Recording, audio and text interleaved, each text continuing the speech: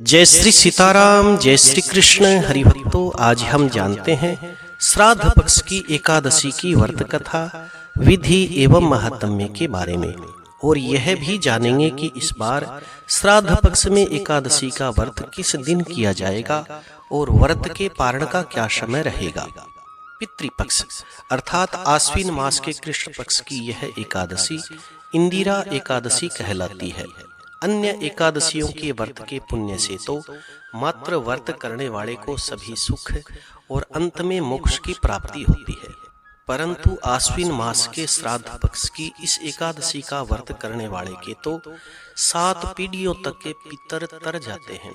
इंदिरा एकादशी का व्रत करने वाला स्वयं तो मोक्ष को प्राप्त करता ही है, वह अपने सभी पितरों का उद्धार करके उन्हें भी दिव्य लोक में प्रवेश का अधिकारी बना देता है। इस एकादशी के दिन भगवान श्री शालिग्राम का पूजन करना चाहिए।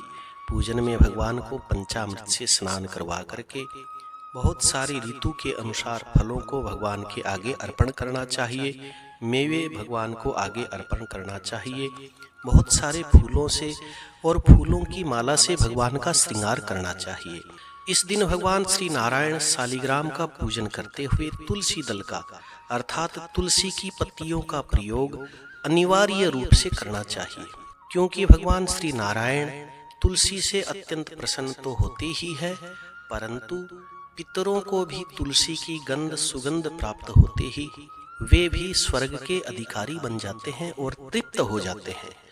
हरिभक्तों, इस बार श्राद्ध पक्ष में एकादशी का व्रत 17 सितंबर 2025 बुधवार के दिन किया जाएगा, जिसका पारण अगले दिन 18 सितंबर 2025 बृहस्पतिवार के दिन किया जाएगा।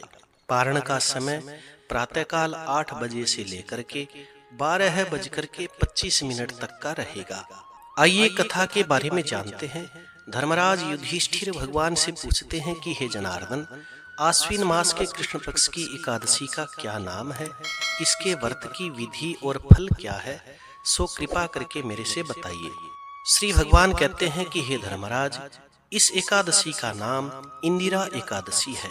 यह एकादशी सभी पापों को नष्ट करने वाली तथा पितरों को अधोगति से मुक्ति दिलाने वाली है। ध्यान पूर्वक आप इस एकादशी की कथा को सुनिए, क्योंकि इस एकादशी की कथा सुनने से वाजपेय यज्ञ के पुण्य के फल की प्राप्ति होती है। अश्वमेध सहस्राणि वाजपेय शतानि च एकादशीम कथा श्रुत्वा श्रोता फल वाग भवेत्। अर्थात 1000 अश्वमेध और 100 वाजपेय यज्ञ करने और कराने से जिस फल की प्राप्ति होती है, वही फल इस एकादशी की कथा सुनने मात्र से प्राप्त हो जाता है।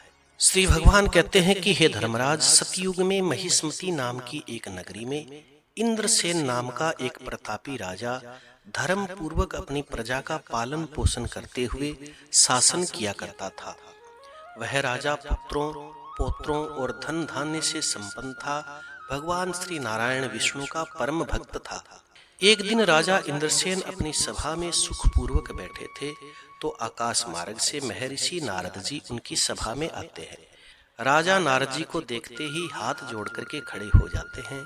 विधि पूर्वक आसन व अर्घ्य आदि देकर के नारद जी का स्वागत करते हैं। सुख से बैठ करके नारद जी ने राजा से पूछा कि हे राजन, आपके सातों अंग कुशल पूर्वक तो है, आपकी बुद्धि धर्म में और तुम्हारा मन भगवान विष्णु में रत रहता है। मुझे आशा है कि तुम धर्म पूर्वक अपनी प्रजा का पालन पोषण करते हो। देवऋषि नारद जी की बातें सुनकर के राजा ने कहा कि हे देवऋषि, आपकी कृपा से मेरे राज्य में सब और कुशल मंगल है तथा मेरे यहाँ यज्ञ आदि सुकृत कर्म होते रहते हैं। आप कृपा करके अपने आने का कारण मुझे बताइए, मैं आपकी क्या सेवा करूं। तब नारद जी कहते हैं कि हे राजन, आप मेरी एक आश्चर्य में डालने वाली बात को सुनिए। एक समय मैं ब्रह्मलोक से होता हुआ यमलोक में गया। वहां पर श्रद्धा पूर्वक यमराज से पूजित होकर के मैंने धर्मशील और सत्यवान धर्मराज की बड़ी प्रशंसा करी। उसी समय यमराज की सभा में महान ज्ञानी और धर्मात्मा तुम्हारे पिता को एकादशी का व्रत भंग होने के कारण मैंने वहां पर देखा। तुम्हारे पिता ने जो मेरे को संदेश दिया है, वह मैं तुम्हें बताने के लिए यहाँ पर आया हूँ। तुम्हारे पिता ने मेरे द्वारा यह कहलवाया है कि हे पुत्र, पूर्व जन्म में एकादशी के व्रत में कोई विघ्न पड़ने के कारण मैं यमलोक में फंसा हुआ हूँ। हे पुत्र, यदि तुम इंदिरा एकादशी का व्रत मेरे निमित्त करो और उसका फल मुझे प्रदान करो तो मुझे अवश्य ही स्वर्ग की प्राप्ति होगी। तब राजा इंद्रसेन कहने लगा कि हे देवऋषि, आप मुझे श्राद्ध पक्ष की इंदिरा एकादशी की विधि बताइए। तब नारद जी कहते हैं कि हे राजन, आश्विन मास में श्राद्ध पक्ष की दशमी के दिन प्रातःकाल श्रद्धा सहित स्नान करना चाहिए। इसके पश्चात दोपहर को भी स्नान करना चाहिए। उस समय जल से निकल करके श्रद्धा पूर्वक पितरों का तर्पण और श्राद्ध करना चाहिए। दशमी के दिन एक समय भोजन करना चाहिए। रात्रि को पृथ्वी पर शयन करना चाहिए। दूसरे दिन अर्थात एकादशी के दिन प्रातःकाल नित्य कर्म इत्यादि करके स्नान करना चाहिए। उसके पश्चात भक्ति पूर्वक व्रत का संकल्प करना चाहिए और भगवान से प्रार्थना करनी चाहिए। संकल्प करते हुए भगवान से श्रद्धा पूर्वक कहना चाहिए कि हे प्रभु, आज मैं निराहार रहूंगा, समस्त भोगों का मैं त्याग करूंगा, कल द्वादशी के दिन भोजन करूंगा।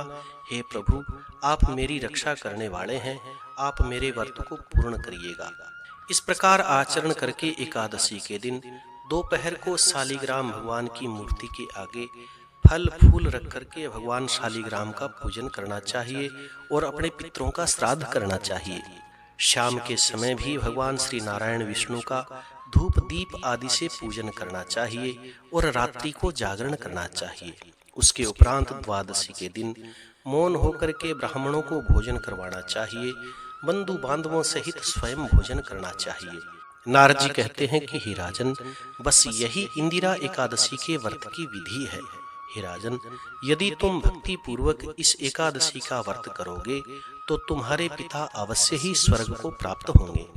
श्री भगवान कहते हैं कि हे धर्मराज, देवऋषि नारद जी राजा को यह सारा उपदेश देकर के अंतर्ध्यान हो जाते हैं। राजा ने इंदिरा एकादशी आने पर बंधु बांधवों सहित दरबारियों सहित श्राद्ध पक्ष की एकादशी का व्रत किया और व्रत के प्रभाव से आकाश से पुष्पों की वर्षा होने लगती है। राजा का पिता यमलोक को त्याग करके गरुड़ जी पर सवार होकर के स्वर्ग को जाता है। राजा इंद्रसेन भी एकादशी के व्रत के प्रभावों से इस लोक में सारे सुखों को भोग करके अंत में भगवान के धाम को प्राप्त होते हैं। श्री भगवान अंत में कहते हैं कि हे धर्मराज, यही इंदिरा एकादशी का महात्म्य है। इस कथा को पढ़ने सुनने मात्र से सारे पाप नष्ट हो जाते हैं और अंत में वह स्वर्ग को प्राप्त होता है। कथा सुनने वाले के पितर भी स्वर्ग के अधिकारी बन जाते हैं। कथा का सार जानने से पहले यदि आप इस चैनल पर नए हैं तो चैनल को सब्सक्राइब करिए ताकि और आने वाली व्रत कथाएं विधि महात्म्य आपको प्राप्त होते रहें।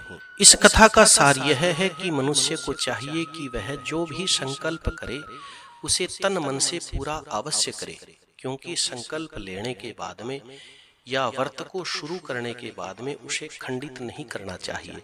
राजा इंद्रसेन के पिता ने पूर्व जन्म में किसी भी विघ्न के कारण एकादशी का व्रत बीच में छोड़ दिया, खंडित कर दिया। इसके कारण उन्हें मृत्यु के पश्चात भी उसका फल भोगना पड़ा और यमलोक में रहना पड़ा। उनकी स्वर्ग की यात्रा बीच में रुक गई। किसी भी कार्य का संकल्प करने के बाद में उसे तोड़ना नहीं चाहिए, नहीं तो उसे भी राजा इंद्रसेन के पिता के समान फल भोगना पड़ता है। जय श्री कृष्ण, जय श्री सीताराम। कथा सुनकर के कथा को लाइक करें, शेयर करें और कमेंट में भगवान का मंगलमय नाम अवश्य लिखें।